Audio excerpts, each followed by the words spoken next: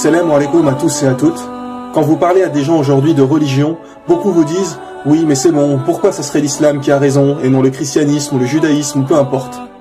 Mais quand vous parlez à des chrétiens, hindous, bouddhistes, etc., vous vous rendez vite compte que pour beaucoup, ils ne connaissent peu, voire rien de leur propre religion. Car s'ils avaient vraiment étudié, ils deviendraient eux-mêmes musulmans. Pourquoi ? Parce que toutes les religions et tous les prophètes ont annoncé la venue de Mohammed sallallahu alayhi wa sallam pour établir la vraie religion de Dieu sur terre. L'islam, la religion finale. La religion finale. La religion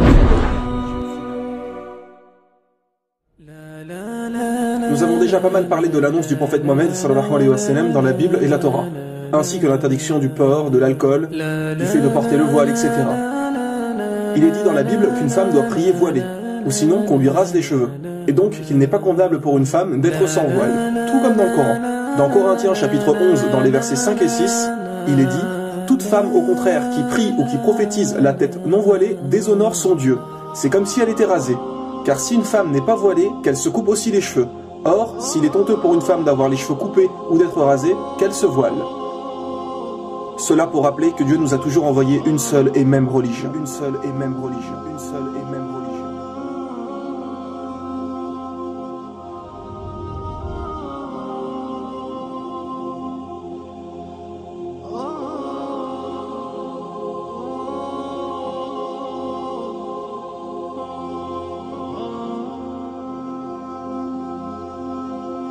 Et comme il avait été dit dans la saison 2, pour toutes les grandes religions, elles portent le nom d'un peuple ou de quelqu'un, sauf l'islam. L'islam veut dire faire ce que Dieu nous demande, alors que les autres noms ont été inventés suite à quelqu'un généralement. Le christianisme pour Jésus-Christ. Donc quoi, avant Jésus, la religion de Dieu n'existait pas? Bien sûr que si, ce n'est que suite à Jésus qu'ils ont inventé le christianisme. Idem pour le judaïsme, le peuple de Judée, l'hindouisme. L'étymologie du mot hindou vient de hindou en langue persane, qui est une rivière qu'ils considèrent comme sacrée. Le nom fait en fait référence au peuple qui vit là-bas. Le bouddhisme avec Bouddha.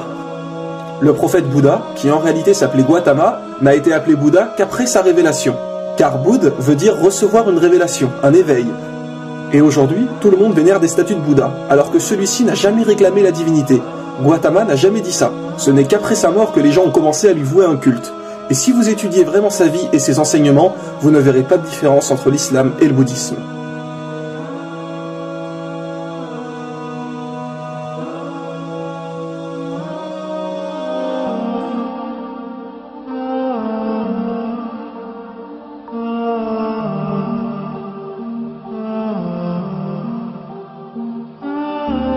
Attention, nous ne disons pas que Bouddha était forcément un prophète d'Allah, car aucun verset du Coran ou hadith mentionne son nom comme prophète. Et tant qu'il n'y a pas un texte du Coran ou un hadith pour confirmer quelque chose, nous ne pouvons être sûrs à 100%. Seulement, nous savons qu'un jour, on a interrogé le prophète Mohammed sallallahu alayhi wa sallam sur le nombre de prophètes, et il a répondu 124 000 prophètes et 315 messagers. Alors maintenant, quelle est la différence entre un prophète et un messager ? Un prophète est quelqu'un qui a reçu une révélation, mais qui n'a pas forcément transmis un message. Par exemple, Mohammed sallallahu alayhi wa sallam était un prophète et messager, puisqu'il a reçu une révélation et nous a également transmis le Coran. Idem pour Moïse, qui nous a donné la Torah. Mais un prophète n'est pas forcément un messager. Dieu peut simplement lui parler et lui donner des commandements, sans lui donner un livre à transmettre à son peuple. Mais Allah a dit dans le Coran, à chaque communauté un prophète. Ce qui est bien évidemment juste. Allah n'a jamais laissé une seule communauté sans prophète. Donc peu importe où sur terre et à quelle époque, chaque communauté a eu un prophète pour les guider, ce qui explique le nombre de 124 000 prophètes.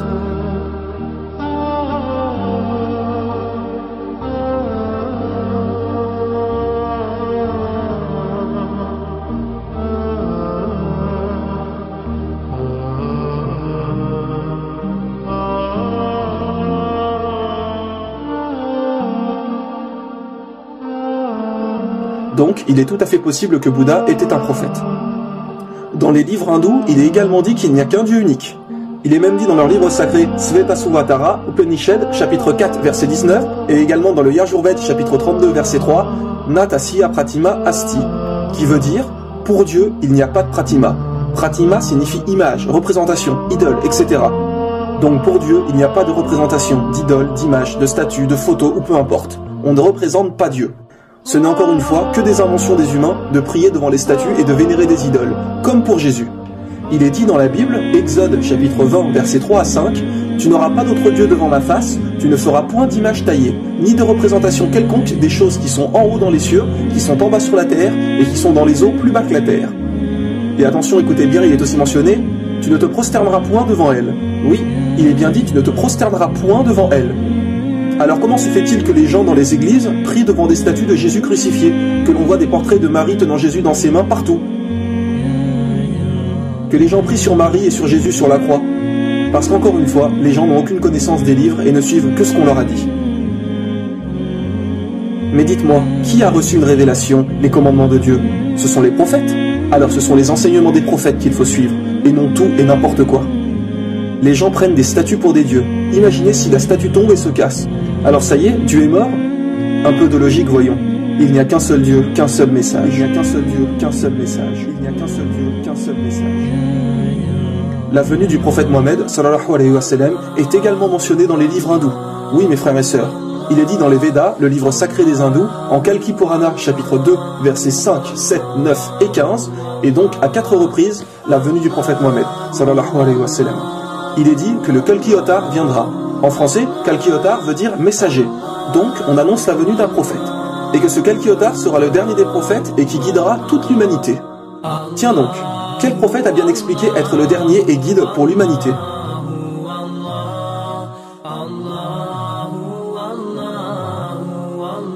Il est dit que le nom du père de ce prophète serait Vishnuash, qui veut dire serviteur de Dieu. Bien évidemment, il parlait la langue hindoue. Mais si on le traduit en arabe, Vishnuash veut dire Abdallah. Et que veut dire Abdallah? Cela veut dire serviteur de Dieu. Et le père du prophète Mohammed s'appelait Abdallah. Il est également dit dans le livre des hindous que le nom de la mère de ce prophète est Sumati, qui veut dire en français paix et sérénité. Si on traduit Sumati en arabe, cela veut dire Amina. Et tiens donc, comme par hasard, comment s'appelait la mère du prophète Mohammed, sallallahu alayhi wa sallam? Elle s'appelait Amina. Il est aussi dit qu'il recevra sa première révélation dans une grotte. Le prophète Mohammed a reçu la révélation dans la grotte du mont Hira. Qu'il aura 4 grands compagnons, référence sûrement aux 4 califes bien guidés. Numéro 1, Abu Bakr, numéro 2, Omar ibn Khattab, numéro 3, Othman, et numéro 4, Ali. Et il y a encore de nombreuses descriptions de ce dernier prophète, de comment il vivait, ce qu'il mangeait, etc. Comme par exemple, il est dit qu'il mangeait des dattes et des olives, nourriture plus que courante à l'époque du prophète Mohammed en Arabie Saoudite.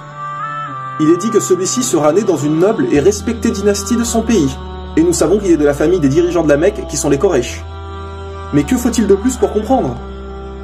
Pour ceux qui disent que les hindous pensent que ce prophète annoncé n'est pas encore venu, sachez qu'il est mentionné que ce prophète mènera des batailles au sabre, à l'arc et qu'il aura des chevaux.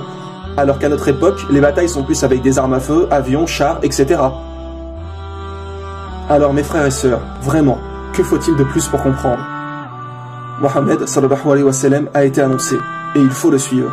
Comme dit Jésus, il est celui qui vous guidera dans toute la vérité, dans toute la vérité, dans toute la vérité, dans toute la vérité. L'islam est la religion de Dieu, la religion originale, la religion finale, la religion finale.